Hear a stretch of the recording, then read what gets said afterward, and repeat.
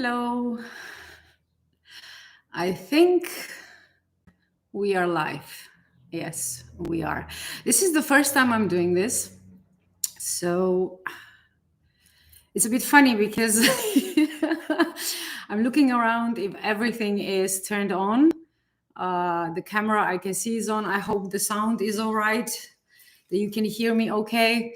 So welcome. I'm so glad that finally I had time to do this because with live, I do live television all the time, but live TV is very different than this because with YouTube, it's just you.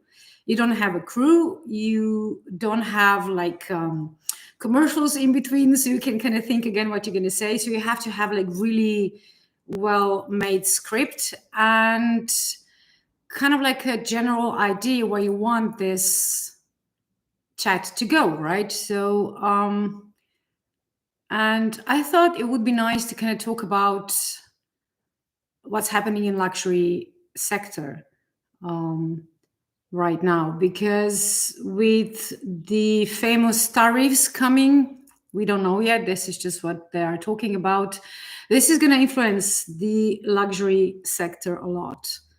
And hello, hi Maitka. Hi Steve, I'm very good. How are you?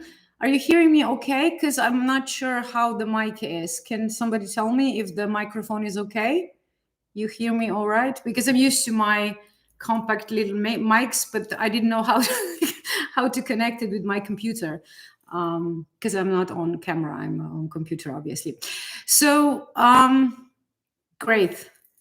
I'm gonna do better next time. I'm gonna figure out how to do better sound, but it just wouldn't connect the little Rode mic. I don't know why. So yeah, the thing is that in the last 5 years, if you didn't know, leather goods, fashion, cars, jewelry, and all that, it kind of had like 5% increase in sale until 2023. That's insane. Like that's insane numbers. If you imagine how much money actually turns around in luxury sector, and of course all the good old brands got used to it and they expanded maybe a little too much. And now they are, it looks like it, paying the price because they cannot just keep increasing the prices what they have been doing for the last like 2 years. So I don't know what their strategy is, but that's not good. Steve, yes, I mean I have been collecting like luxury bags and certain items for like 20 years, so my collection is okay. But I bought I got my first bag actually prepared because this is still something I'm really proud of. This is my first luxury bag. This is Gucci. If you are old enough, you're gonna remember this from Sex and the City. I actually bought this when the series aired. And it is a bit worse for wear here on the edges, but I still love this bag. I still wear it as often as I can. And this bag is now so old. It's like 20 something years. It's crazy. And back then it was kind of like, luxury, like Gucci, Chanel, Dior. It was a synonym for good quality. You can imagine if you're going to get the Chanel bag, it's going to last you a lifetime, and you can hand it down to the next generation. I'm looking at your comments. House tour. Yeah, house tour is not going to happen anytime soon. But yeah, by the way, sorry to jumping in between different topics, but I'm reading your comments. So this is actually our upper floor that we are still working on. There are still some household builders around. It's not finished yet, but it's coming along very nice. And because of the skylights, is really really light up here. So I thought for life this would be better than my wardrobe room. So yeah, back in the day, that was a given, right? I mean, I'm sure if you have like at least one luxury bag, when you bought it with intention to have it for life. And that's just sadly not the case anymore. I mean, you hear about this bag quality issues all the time. And this kind of makes me think about it. Why do we still buy it? Like, why do we still buy luxury goods if it's not for quality? Steve, I'm from Slovenia, but this is like Central Europe. But I used to live in London for years. I went to Guildford School of Acting there, and so I have a kind of a mixture between like British accent and a bit of American in, because American is just easier for us Slovenian, because British is much more here.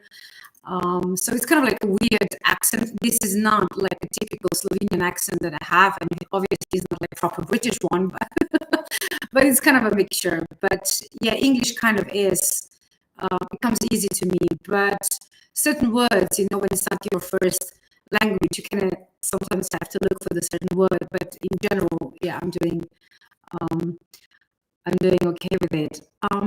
So I was actually questioning myself because I'm going to Canada soon, and I wanted to get Louis Vuitton Alma BB, like the little that's like one of the classics that I'm still missing. And every time when I think that I'm going to go and get it, they increase the price, and I keep questioning myself: is it still worth it? Because I'm not sure it is. Hi, Matthias. Nice to see you here. So it's always a question, because to me, it's not just a question about how much you pay for a certain item, but again, how long it's going to last me, because I like these items as classics. I think it's great because you can wear Zara jeans and H&M t-shirt, and then you pair it with a nice, good quality bag, and you elevate the outfit immediately, right? But if the bag is not good quality anymore, then I don't know. I'm not sure if it's still worth it or not. Louboutin, well, I have, let me think. I have Kate ankle boots, and I have one nude pair of, I think they are, I'm trying to remember which collection they are from, because I have red ones, like all red. And these are Pigalle Folies, which are discontinued now. I mean, you can still get them in certain boutiques in France, but online you cannot get Pigalle Folies anymore. You can only get Pigalle. I like Louboutins, but it's the problem with sizing with me, because my regular size is just slightly too tight.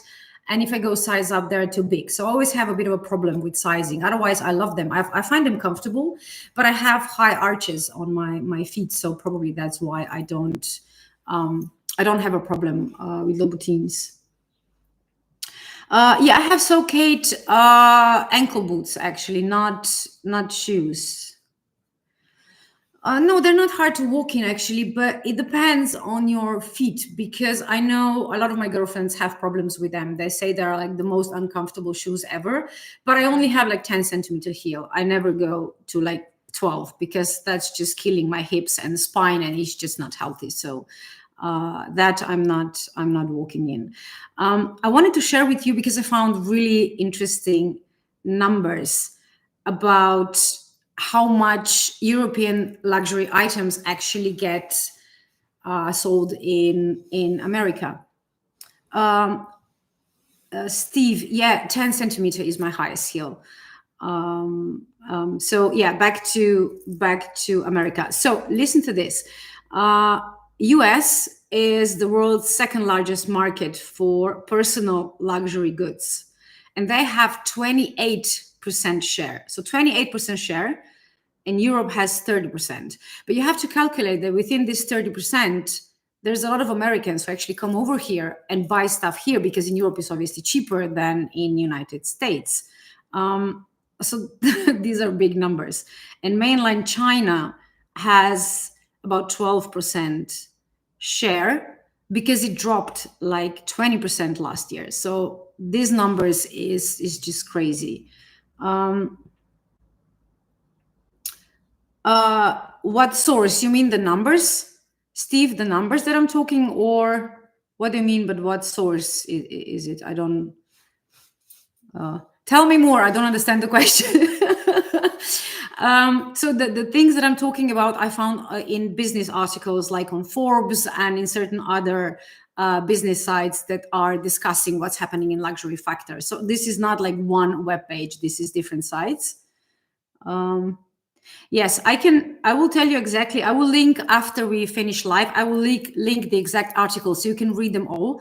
But what I would usually do when I do these kind of like fashion chats, I would read all about, like, from Forbes to other, let's say, well-established websites that have like reports on certain numbers and certain information that I trust. I don't take this information just from anywhere. I just take it from the sources that I, as a journalist myself, I find reliable. So then I feel more comfortable sharing this with you. Hello, Cosmic Vibes 03. Yeah, I mean, the thing is, like, this is my first time because, like I said, it takes a lot more preparation and my job is very demanding. So I don't have always the time to do this every week.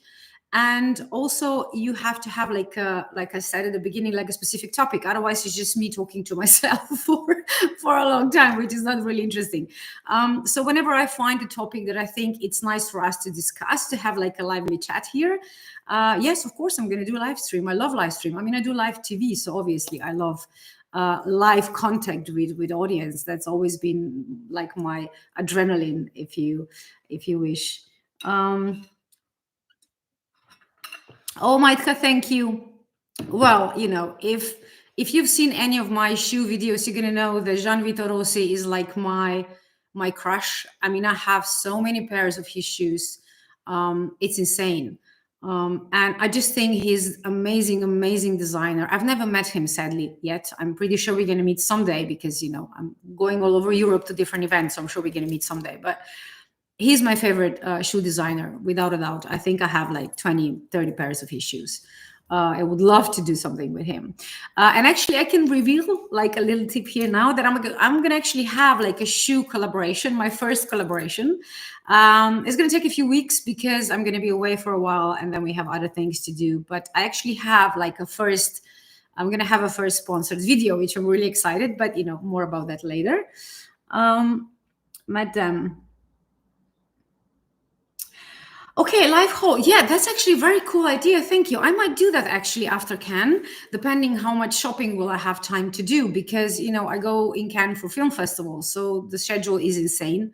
So I don't really plan to do that much shopping, but, you know, I plan to do some.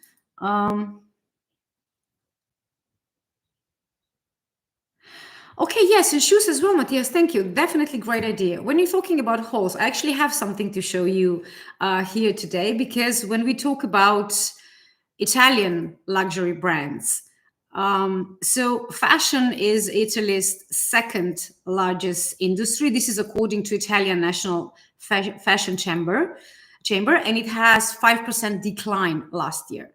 It still made like 106 billion revenue, but still it was a decline. And it actually, if you look at certain brands like Prada, for example, generated 17% of their revenue in both Americas last year. That's a huge number. And Gucci, which is like the best known probably Italian brand, we don't know exactly what its share in America was, because Kering, which owns Gucci, doesn't report brand revenues by specific country. So we don't know, but like 24% of consolidated Kering revenues are credited to North America. So I'm guessing they sell in America as well. And speaking of live hauls, this is not exactly a haul, but I want to show you something. Brand, Pixel Perfect Gamer. Well, if we go for shoes, it's definitely Gian Vito Rossi. If we go for, I think I'm really into Gucci and Versace lately. I mean, it used to be Dior, but I'm not into Dior that much anymore. So I would say like Gucci and Versace for now, certain items, but I don't really have like one specific brand that I'm obsessed with. But I want to show you something, because I actually got a new Gucci sunglasses, which are similar type that I already have by Versace. And you are not going to believe the difference. Let me show you. So the box is like Gucci, you know, has this really nice velvet box that is really lovely to touch. And Versace has like this leather one, which is also nice, but, you know, Gucci is nicer. And with Gucci, you usually get not only like the little cloth to clean the glasses, but you actually get like a special bag to carry your sunglasses. And what I wanted to show you, because I didn't expect that. That was quite a surprise actually. Because even though in if we are really truthful, Versace is not exactly on the same level as Gucci. I would say it's slightly below, but not by much. So sunglasses, if you look at them, they look very similar. This is Versace, this is Gucci. So this is the only time that you can kind of see, and they have like tinted. This is more kind of like black, and this is more like reddish. But the thing is, when you open Gucci sunglasses, they are very sturdy. They feel very good quality, very kind of like, let's say, not heavy, but like they feel really, really heavy and special. And you kind of feel that they're gonna, stay like this forever. Now, Versace are much more flimsy. They still look beautiful. I love this on the side, but they are very flimsy. I can't explain it any other way because I already had this thing tightened like twice. And you see that? And with Gucci, like nothing. They are really, really sturdy. And Gucci has been my favorite brand for sunglasses for like God knows how long. Why is this crooked? I think the camera is crooked a bit. So yeah, I love Gucci sunglasses. I mean, I have quite a lot of them, but I've never realized the difference between Versace and Gucci in quality in this kind of thing, because it's amazing how much more sturdy the Gucci sunglasses are. And let me remind you that the price is not that different. I think that Gucci were like 30 euros more expensive or something like that. So it's not like Versace were like half price. So yeah, so the Gucci sunglasses were, I think they were like 390 or around 400, and Versace were, I think, 340. So they are not like the top of the range for their sunglasses. I mean, you can get them for like 600-700 as well, but this to me is just crazy price to pay for sunglasses. But the price was pretty similar. So this is why I wanted to tell you this, because if you're going to find similar sunglasses in Gucci and Versace, definitely go for Gucci, because even though I like Versace style and design, and if you look at the description, it looks like a similar materials, but it feels very different. So if you have the chance to choose between the two, go for Gucci for sure.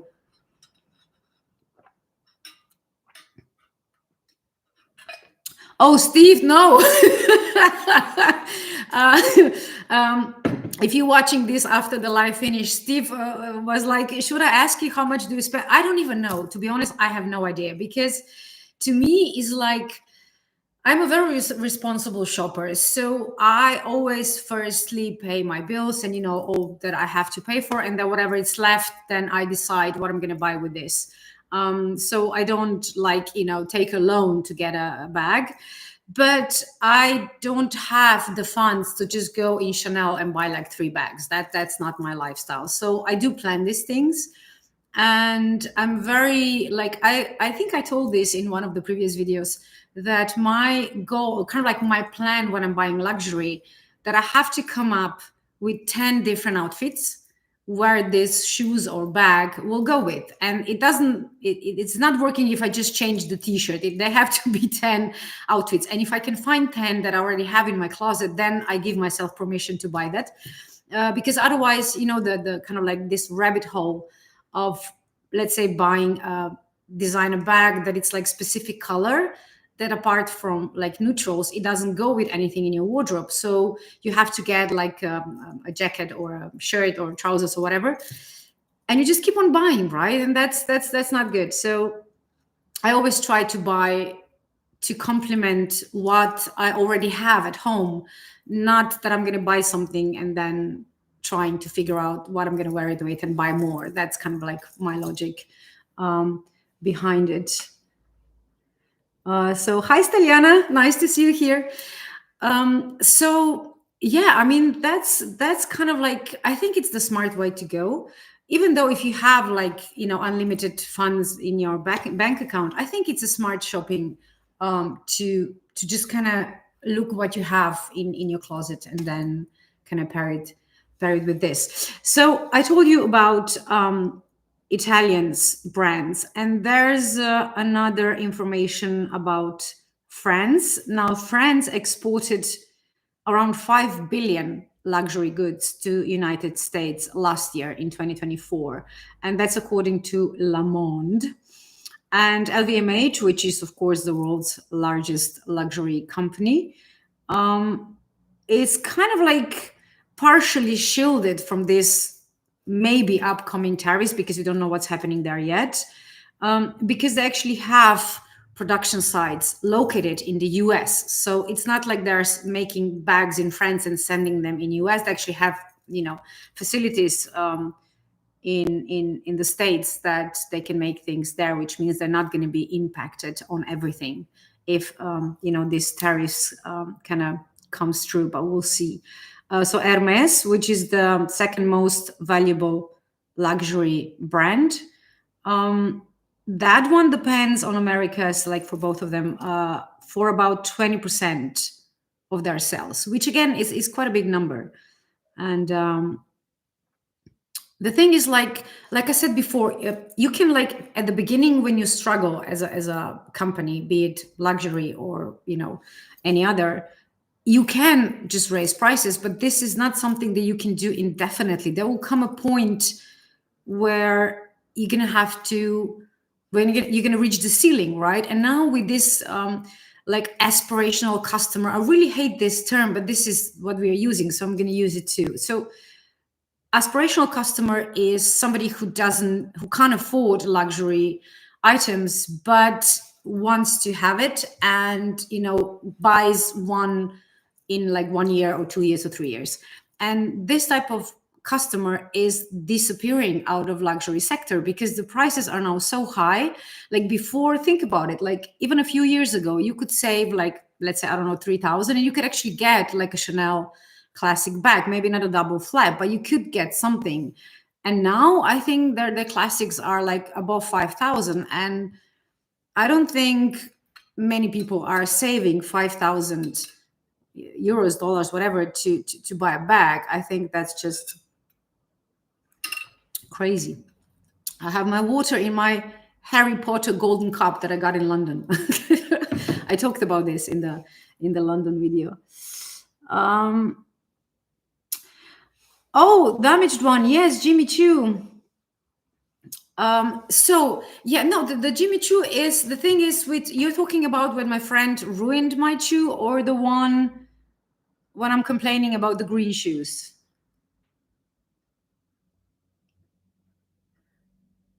I don't know, CO1, I think this is how your name is called. So yeah, there was a video a while ago. You can find it in my playlist, where I had a problem because my friend spilled her drink all over my Jimmy Choos, my black ones, and I have my border ones as well, the mules, the bling ones. I like that shoes a lot, but they're like seasonal shoes. I don't really wear them during the winter time, because one of the things that is tricky with that specific shoe, you have to have it on barefoot, because if you have anything on your feet with that shoe, it's just going to slide and you will not be able to walk. So I usually only wear them during the summer.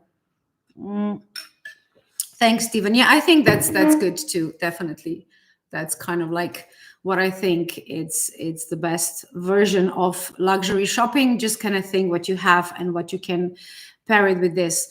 So tell me, do you guys buy luxury items, like, and why do you buy them? Because that's the thing I kind of struggle to understand, actually, for myself as well. Like, because for me, it was always like, I like the design, I like the heritage of certain brands. And that was for me, I think, the main reason why I kind of started making my luxury collection, because I, like, for example, I have my last luxury purchased. I got it from pre-loved market because I don't buy new ones anymore. And I got this from a seller that I got other bags from him as well. So I know that, this is from her, sorry, that this is original and everything fits and it's great. And this was my last purchase. And this was when I already said that I'm not going to buy any more luxury bags. But then this baby came along, and because I didn't have it yet in my collection, of course, I jumped the gun. But I love this bag still, and I wear it a lot. But it's just like, it's hard for me to kind of understand if I would be buying these bags now if I didn't already have the collection that I have. If I would just be starting out, I don't know. I really don't know. So what do you say? Do you buy it? Like, is this something that you find interesting, and like appealing, like luxury bags? Because I think this really changes now. That a lot of people are like put off luxury brands, especially with all the kind of like scandals that erupted in the last year or so. So you're kind of questioning the, quality versus, let's say, quality ratio. I think. I'm not sure, but yeah, let me know if you like to buy these things. And for me, is like, again, because I already have quite a nice collection, because I've been, buying these things for a long time. It's easier for me to say like, oh no, I'm not going to buy it anymore. But to be honest, if I didn't have these bags, I think I would still like to have at least some. So that's kind of like what I'm trying to guess, if that would be the case if I didn't have already. Rene Cavilla, yes, I like his shoes. I don't have any, because they are very dressy, and I already have a lot of metallic and crystal shoes, so I don't really have the need for that type of shoe. But I think his shoes are pretty cool. I'm pretty sure in the like future, maybe not near, but future, I might get a pair just to kind of see what the quality is like. But we'll see. If hi, if this is something that I'm gonna get in the future. So is it anything you want to know about, like, prices? Because like I started before with LV Alma BB. So the last time I checked, I think it was like in December. It was like 1,200 something euros, I think. And I was kind of like debating to maybe get it while I'm in Cannes and kind of film the whole experience in Louis Vuitton. But now I checked, and the price is 1,600. And that's just, I don't know. I'm not sure that's worth it, to be honest. So I don't know. I might go to boutiques in Cannes, because they're really lovely in Cannes. If you haven't been there, they're all in Crozet. Most of the lovely boutiques, you have like one after the other. You have like Dior, Hermes, Prada, Gucci, like they're all there. Chanel, one after the other in like 1 kilometer stretch. And it's just kind of nice to go from one to another. But it takes time. And like I said, because I don't go to Cannes as a tourist, I go there as for the festival. I don't really have like unlimited amount of time to go shopping. So if you're going to hear any barking now, dogs are downstairs, and my hubby just came home, I think, so they might start making any noises, just in case, if you if you hear anything in the background, so you know what's happening. So okay, if you have any kind of questions, hit me now, because I think we're gonna finish this for today. I have to go and cook dinner.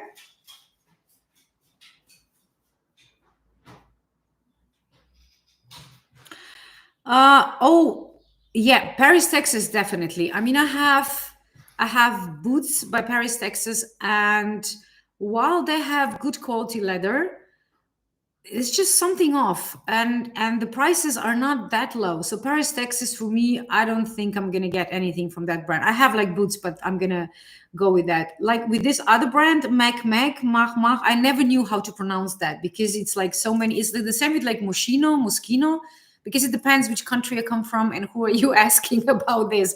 So these are like two brands that I always kind of struggle what's the proper pronunciation. So the Mach shoes are kind of similar to Amina Muadi, certain styles, especially with like the heel. And while I think that heel is very practical for like summer weddings when you have to stand on the grass and stiletto heels will just kind of sink low, I don't really like that look. I have like one plexi mules that have that type of heel and I wear them, but I'm not a big fan of that. I mean, I'm wadi heels like this.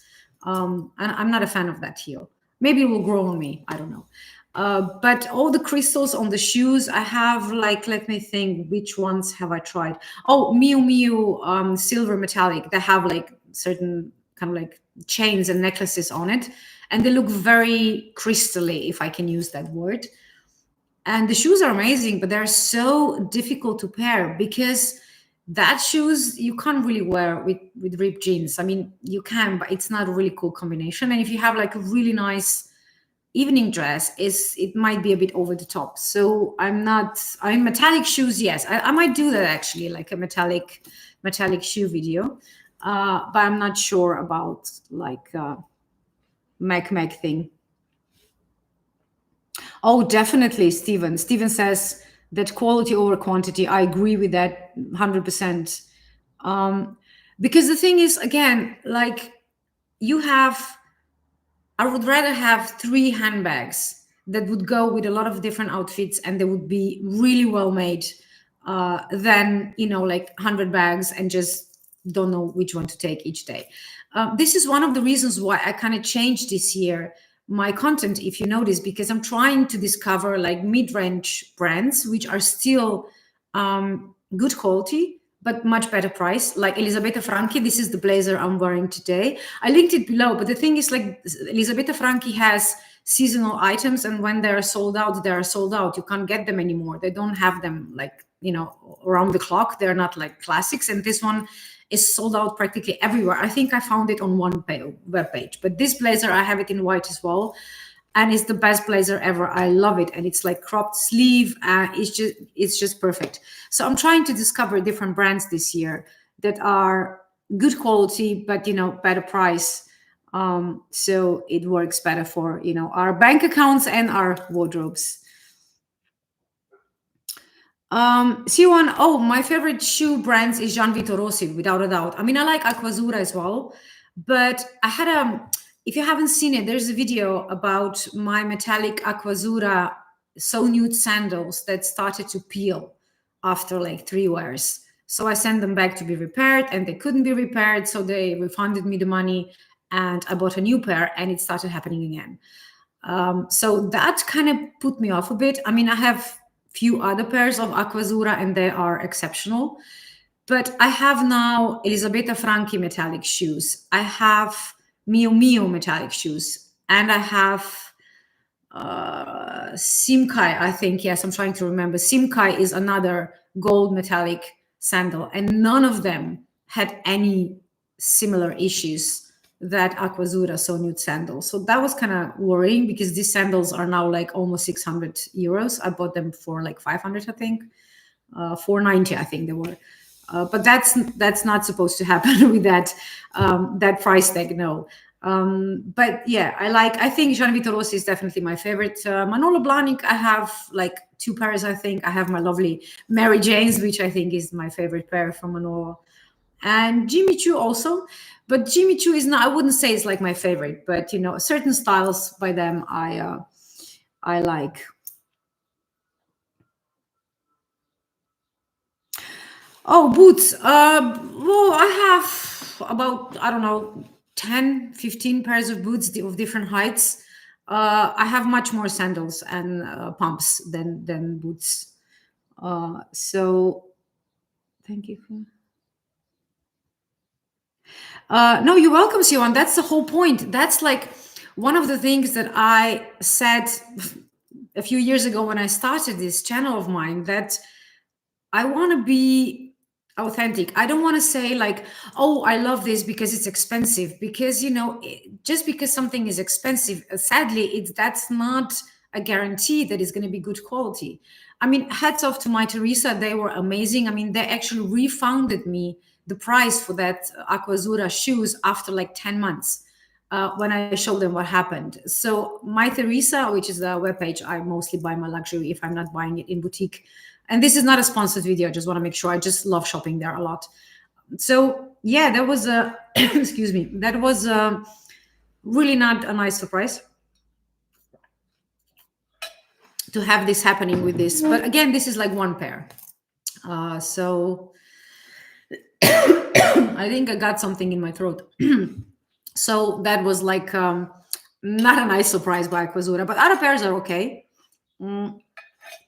So I'm guessing that's just like maybe one off. But yeah, I definitely want to warn people about this because it's too big a price to pay if this were going to happen to you as well.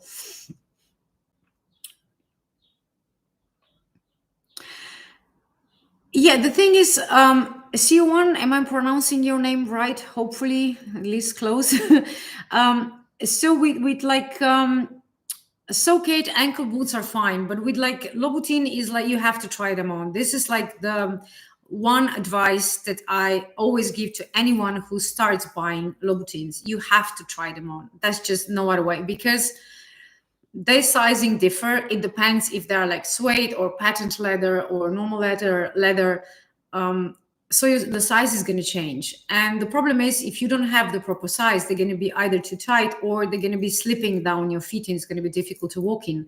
So with Louboutin, I think it's the safest bet to, if you can, go to boutique or at least buy at the place where you know you can return it or exchange it for another size, because sizing there is definitely a problem. I mean, I'm normally true to size in most high brands. I mean, I'm the same size, but with Louboutin, I actually have like slight variations depending on the shoe. So yeah, that was really nice. I really enjoyed having this kind of like one-to-one discussion with you guys. So let's do this again after Cannes. I'm going to try and do some nice shopping haul reveals, and thanks for the ideas. So I have to do like a live haul, shopping haul, right? And we said like a live shoes video. That's going to be a bit more tricky because shoes are downstairs in wardrobe room and the light there, it's a bit tricky to film. But you know, now I have the Osmo Pocket 3, it might be easier to kind of try and capture everything. But thank you guys. It's been really lovely chatting with you. And you know, this is going to stay on my channel, this video. So if you're going to remember afterwards you wanted to ask anything more, just, you know, right below. And have a lovely day. Maybe I will go live on Instagram during Cannes if I can. Thank you, Siwan. Have a nice day, everyone, too. And, you know, see you soon. Have fun and have a great weekend. Ciao. Ciao.